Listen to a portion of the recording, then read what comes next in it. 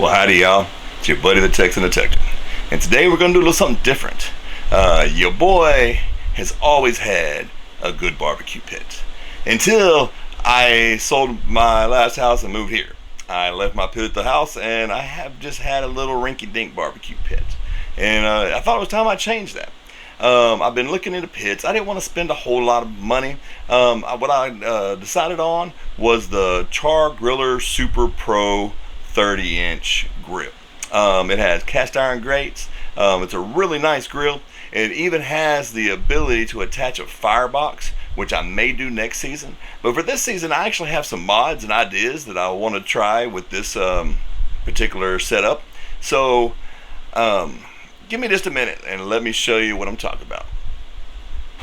So this is the Char-Griller Super Pro 30-inch grill.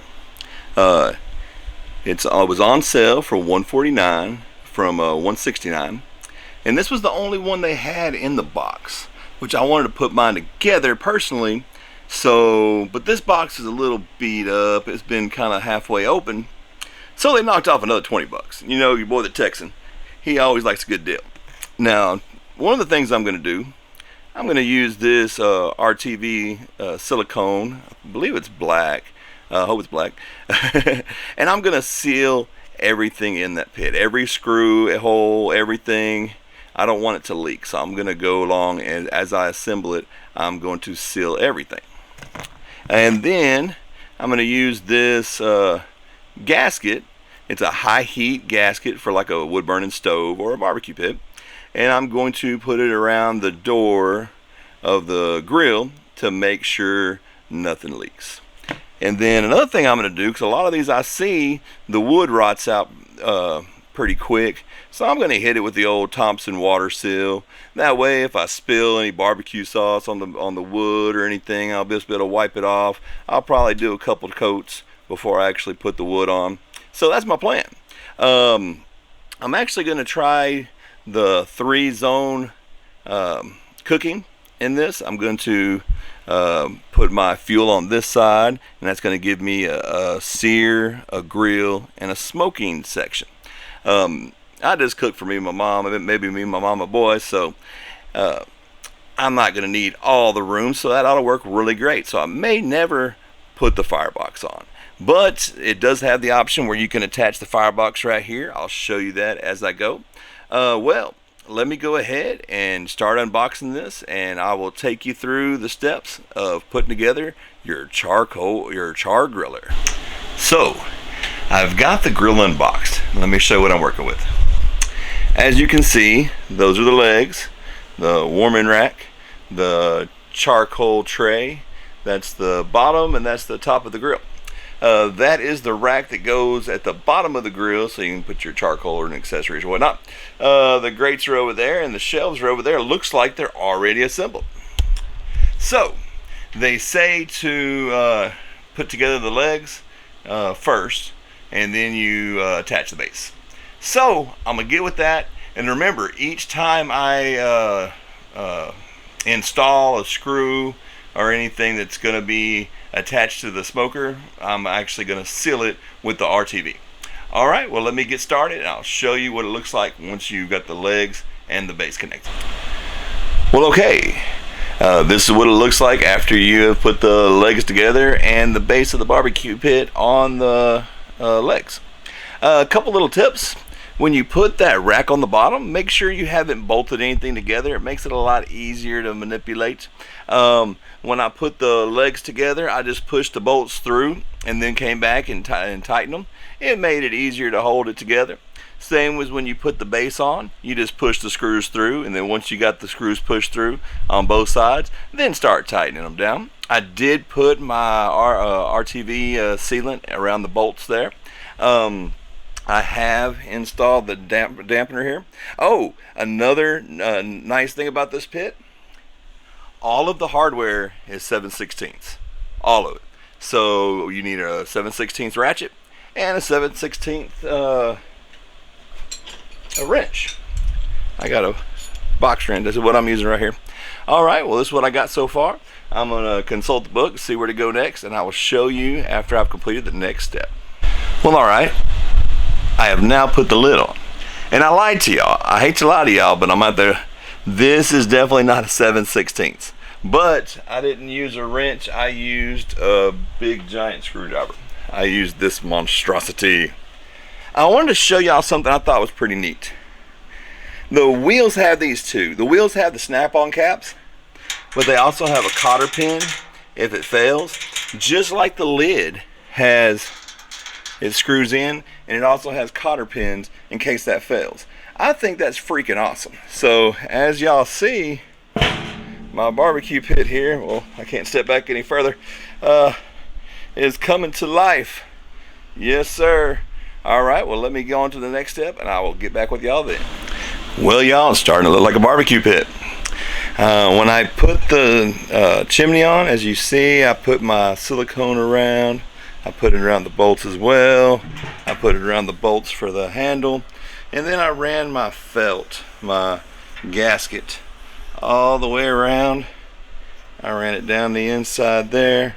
I ran it across the back of the grill right there. So far I'm pretty happy with it.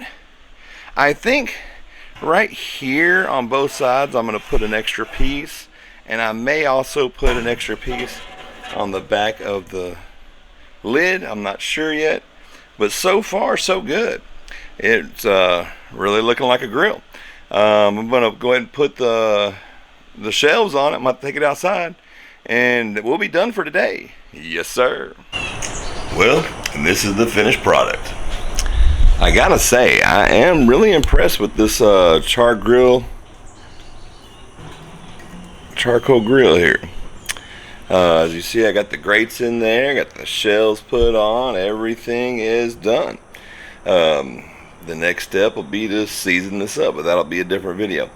I do like that the grills have two different functions. This is your smoking, and this is your searing. Get those good big grill marks on your burgers or steaks or whatnot.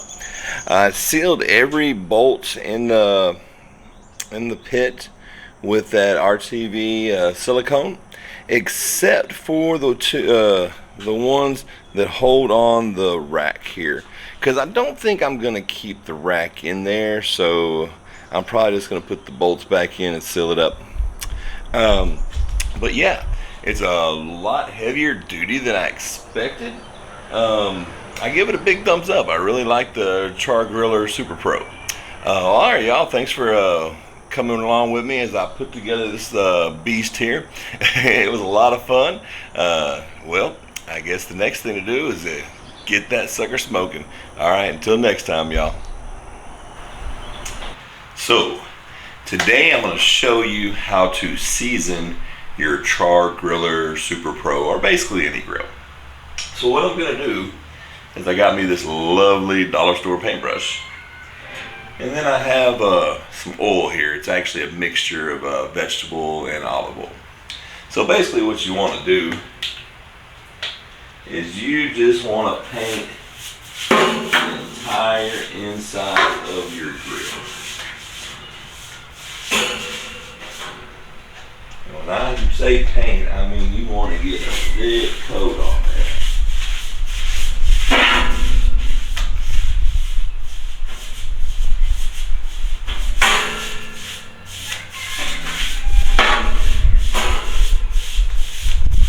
Okay.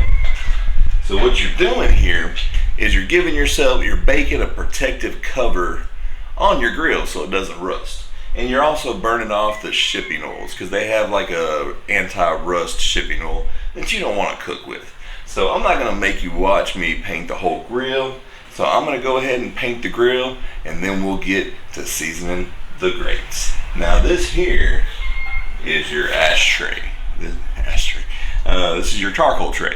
You want to make sure you get it a really good coat, top and bottom. I didn't say that before, so I just wanted to come back and make sure y'all knew that. So what I'm gonna do is I'm gonna put it in upside down. I'm gonna paint that side, and then I'm gonna flip it over. And then we'll get to seasoning them cast iron grates. Well, all right. I have the barbecue pit coated very, very well. If you're not sure you coated it good enough, coat it some more. So now I got the grates in. So what I'm gonna do is I'm gonna go over with a real generous coat. I'm gonna let it marinate for a second. I'm gonna flip it over. I'm gonna do that side with a generous coat. Let it marinate for a minute, and then I'll flip it over again and do another coat. I'm gonna do that I'll probably get 2 or 3 coats on each side. So let me get that going, and then we'll be ready for the burnout. Well, judging by the amount of oil on my hands, the grates are very well oiled. Now, something I'm gonna do is I'm going to use this as a charcoal pan. Maybe I'm just being picky, but I don't want the ash mixing in with this coating until I bake it on. Once you bake it on, you're good to go. But right now it's kind of in its infant stage, so let's get it like it's supposed to. Now I've got my, hold that thoughts.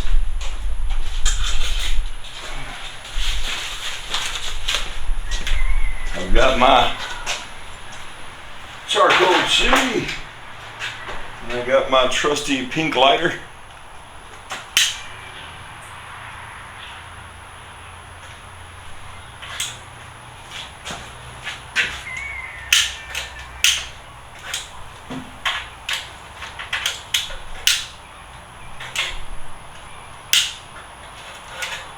So, we just wait for it to do what it do and get those coals hot. And then I'm gonna go ahead and dump the coals. I've actually got just a couple, let me see if you can see those. Can you see it? I got like 3 little chunks of mesquite. I do want a little bit of wood taste to my grill. I'm gonna be smoking a lot with mesquite. I tend to like mesquite. All right, well let me let that get hot, and then I'll show you how it is when it's working. Well, y'all, I gotta say, everything is going just to plan. I've got my pit just a hair under 300. I know the grates are probably at 300, 310, but that's okay. That's about where I want them. I got the smokestack just barely open. I got my vent open just a hair more. I did decide to do something. As you see, there's a what do you call it? A hook for a cup to catch the grease, and I greased this sucker down, so I started dripping on the ground. So what I did was I cut me a Sprite can to fit in there, and I think that's an awesome little hack. When you're done, just throw the stupid thing away and drink another soda or cold beer or can of water or whatever it is that you like to drink. So far I'm really happy. Oh, let me show you something. As you see, there's very, very little smoke exiting the grill, but watch this. Woo! So it's smoking. It is doing a good job. One thing, I kind of got my gasket there a little crooked, but I got more, so I can fix that later. But so far, I gotta say, I am tickled pink with this project so far. The Char-Griller looks like it's gonna be an awesome grill. Matter of fact, I already got some chicken and some brats for later. I'm gonna let it smoke like this. It's like a little after 2. I'm gonna let it smoke like this until like 5. I'm gonna make sure I burn all that stuff off. And here in a little bit, I'm gonna open the vents up, and I'm gonna kick it up to maybe 350, maybe 400, just to make sure I burn everything off that I wanted to burn off. But hey, as you see, it's been a great little project so far. I'm loving where I'm at, and I will keep y'all posted. Well, I just figured I'd leave y'all with a little update for my first cook. I had some drumsticks, I had some brats. I put the brats on the warming rack right above the flame. I did kind of the indirect thing where I had my little ash pan all the way to the right. I cooked my chicken to the left until I got them like 140. Then I wanted to crispy up the skins. I put them right on the grates right above the heat. Once I got one side crispy, I sauced it and I flipped it. I flipped it. I sauced the crispy side. I let the other side get crispy, and then I sauced it. And let me show you what I'm working with. Oh yeah! See, those look good. The glaze is almost set up, almost ready to pull off. And there's my brats. I moved them over there just to keep them warm. Well, y'all, I just thought I'd show you how my first cook worked out on the Char-Griller Char-Griller Pro. I don't know.